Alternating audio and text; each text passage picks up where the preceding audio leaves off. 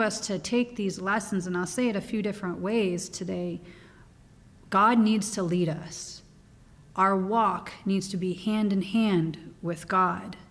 Because if we go in a direction where God's not leading us, there's going to be a lot of problems, a lot of trouble. And some of us probably have already seen some of that, where we see someone just going to the left and we're like, no, please don't go. And that caused a lot of strife for us, because we want to be close with people. We don't want people to go too far to the right or too far to the left. We need to be tight as a church. We need to bring our best foot into the church. We need to have not just good first impressions and say, okay, everybody follow me. I dress this way or I speak this way. We need to stay close with God every day.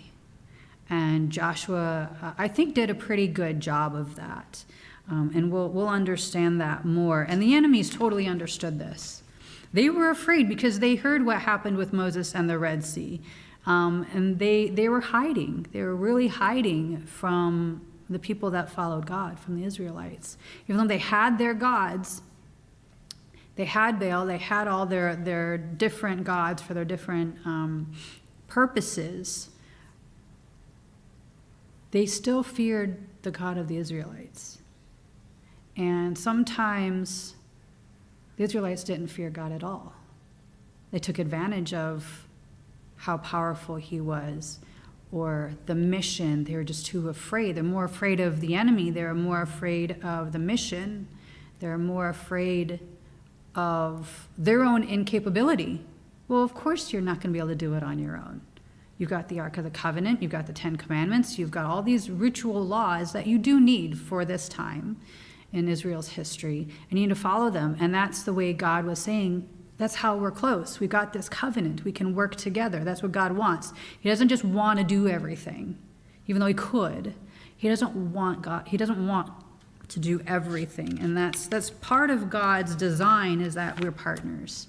And I want us to remember that as we go through Joshua. There are so many benefits to keeping the covenant.